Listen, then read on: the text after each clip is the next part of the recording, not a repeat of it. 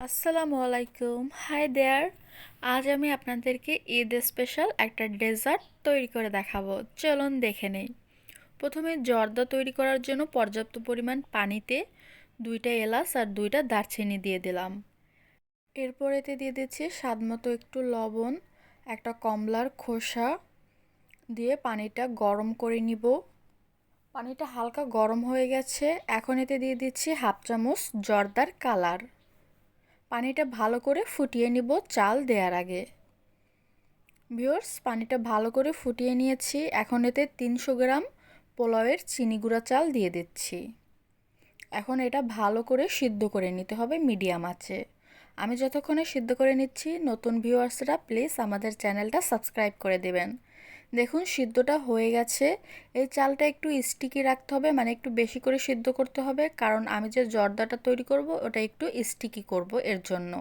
এখন পানিটা ছেঁকে নিচ্ছি। ফ্রাই প্যানে আমি বাদাম ভেজে নিয়েছিলাম, তখন আমি 1 টেবিল চামচ ঘি দিয়েছিলাম, সেই ঘিয়ের সাথে আরও 2 টেবিল চামচ ঘি অ্যাড করেছি। এখন একটা মিষ্টি আম আমি দিয়ে দিলাম। আপনারা চাইলে মিষ্টি আমের পরিবর্তে এখানে 1 কাপ পরিমাণে আনারসের জুসও অ্যাড করতে পারেন। আমি আরও হাফ কাপ কমলার জুস অ্যাড করেছি। এবার আমি রাইসটা দিয়ে দিলাম। এখন ভালো করে মিক্স করে নিচ্ছি। আরও 1/3 কাপ কমলার জুস অ্যাড করেছি। এখন ভালো করে এটাকে কুক করে নিতে হবে। আমি মিডিয়াম আঁচে এটাকে রান্না করে নিচ্ছি। 1 মিনিট রান্না করার পর এতে আমি অ্যাড করে দিব হাফ কাপ ট্যাং। ট্যাংটা সুন্দর করে মিক্স করার পর এর মধ্যে দিয়ে দিচ্ছি 1 কাপ চিনি।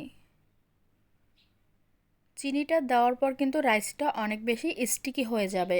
এখন এই পানিটা সম্পূর্ণভাবে শুকিয়ে যাওয়া পর্যন্ত এটাকে জাল দিয়ে নিতে হবে, আর এটা কন্টিনিউয়াসলি নাড়তে থাকতে হবে যাতে নিচে লেগে না যায়। এরপর এর মধ্যে দিয়ে দিচ্ছি 1 টেবিল চামচ আবারও ঘি। আমি মাঝখান থেকে একটু দিয়ে আবারও ভালো করে মিক্স করে নিব। জর্দাবারটা হয়ে এসেছে, চিনি দেওয়ার পর যে পানিটা বের হয়েছিল সেটা একদমই শুকিয়ে গেছে। দেখুন ফ্রাই প্যান থেকে কিন্তু এটা উঠে আসছে। সব শেষে এতে আমি মোরব্বা কুচি আর বাদাম দিয়ে দিচ্ছি 3 ধরনের। এখানে আছে কাঠবাদাম, পেস্তা বাদাম আর কাজু বাদাম। আপনারা যে কোনো ধরনের বাদাম আর মোরব্বা নিজেদের ইচ্ছে মতো পরিমাণটা দিয়ে দিবেন। আমি ভালো করে মিক্স করে নিয়ে চুলাটা এখন অফ করে দিব। জাস্ট 1 মিনিটের মতন বাদাম দেওয়ার পর আমি একটু এটা জাল দিয়ে নিয়েছি। এখন অফ করে আমি সাথে সাথে একটা বাটিতে 1 টেবিল চামচ ঘি দিয়ে ভালো করে এটা ব্রাশ করে নিয়ে তারপরে জর্দাটা দিয়ে সেট করে নিব। গরম গরমই কিন্তু জর্দাটা মোল্ডে সেট করে নিতে হবে, কারণ তা না হলে কিন্তু এটা ভালোভাবে আপনারা সেট করতে পারবেন না, ঠান্ডা হয়ে গেলে শক্ত হয়ে যাবে। যেহেতু গরম গরম জর্দাটা আমরা মোল্ডে বা বাটিতে সেট করছি, সাথে সাথেই কিন্তু পরের লেয়ারে আমরা যে ইনগ্রিডিয়েন্টসটা এর সাথে অ্যাড করব সেটা দিয়ে দেওয়া যাবে না। এটাকে প্রথমে ঠান্ডা করে নিতে হবে। ঠান্ডা করার জন্য আমি একটা প্লেটে ঠান্ডা পানি এর উপরে বাটিটা রেখে এটাকে ঠান্ডা করে নিব, ফ্যানের নিচে রেখে। এভাবে কিন্তু আপনারা জর্দাটা ঠান্ডা করে নিতে পারবেন। এতে এর উপরে ক্ষীর দেওয়ার পর আর নষ্ট হবে না জর্দাটা, কারণ এটাকে কিন্তু ফ্রিজে ঠান্ডা হতেও রাখতে হবে। এখানে আমি 2 লিটার দুধ জাল দিয়ে ঘন করে হাফ লিটার করে নিয়েছি।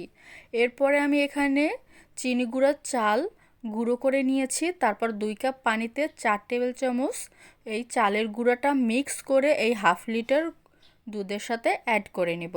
চালের গুঁড়োটা যদি ভালো করে পানির সাথে মিক্স করে নেন তাহলে কিন্তু দুধে দেওয়ার পর এটা আর লেগে যাবে না বা দলা পাকিয়ে যাবে না।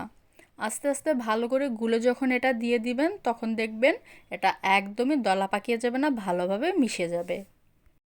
এখন আমি মিডিয়াম আঁচে ক্ষীরটা রান্না করে নেব। এরপর আমি এতে অ্যাড করব দারচিনি আর এলাচ। আমি প্রথমে 2টা দারচিনি দিয়ে দিচ্ছি, আর এলাচ দুটো অবশ্যই মুখ ফাটিয়ে দিবেন। এরপর আমি এতে দিয়ে দিচ্ছি 2টা এলাচ। আর এটা কিন্তু চালের গুঁড়োটা দেওয়ার পর কন্টিনিউয়াসলি নাড়তে থাকতে হবে, তা না হলে কিন্তু নিচে লেগে যাবে। আর এই ক্ষীরটা তৈরি করতে বেশি একটা টাইম লাগবে না, যেহেতু অলরেডি আমরা চালটা গুঁড়ো করে নিয়েছি। এটা ঘন হয়ে যাওয়ার পর এতে আমি হাফ কাপ পরিমাণ চিনি দিয়ে দিলাম। এরপর এতে অ্যাড করব 1/3 কাপ পরিমাণ কনডেন্স মিল্ক। তবে আপনাদের কাছে যদি কনডেন্স মিল্কটা অ্যাভেলেবেল না থাকে তাহলে সেক্ষেত্রে আপনারা চাইলে 1 কাপ পরিমাণ চিনিও দিতে পারেন।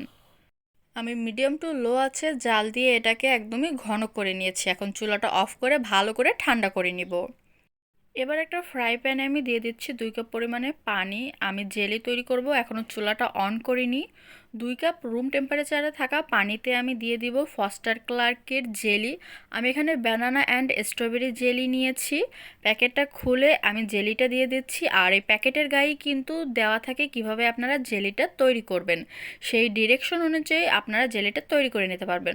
প্রথমে প্যাকেটটা খুলে 2 কাপ পানিতে 1 প্যাকেট জেলিটা দিয়ে ভালো করে একটা হুইস্ক দিয়ে মিশিয়ে নেবেন। তারপর চুলাটা অন করে দিয়ে এটাকে ভালোভাবে ফুটিয়ে অফ করে ঠান্ডা করে তারপরে এটা আপনারা যে কোনো ধরনের মোল্ডে ঢেলে ঠান্ডা করে সেট করে নিতে পারবেন। দেখুন আমি ফুটিয়ে নিয়েছি, এখন ঠান্ডা করে নিব। এদিকে আমার জর্দাটা একদমই ঠান্ডা হয়ে সেট হয়ে গেছে, আর ফিরনিটাও ঠান্ডা হয়ে গেছে বা ক্ষীরটাও ঠান্ডা হয়ে গেছে। ক্ষীরটা আমি জর্দার উপরে দিয়ে সেট করে নিয়েছি, দুইটাই কিন্তু ঠান্ডা রয়েছে। আর জেলিটাও ভালোভাবে ঠান্ডা করেই আমি তারপর জেলির মিশ্রণটা এই ক্ষীরের উপরে দিয়ে দিলাম। আপনারা চাইলে কিন্তু এগুলোকে ফিরনি কাপেও সেট করে নিতে পারেন সেমভাবে, প্রথমে জর্দা ফিরনি তারপর জেলি দিয়ে।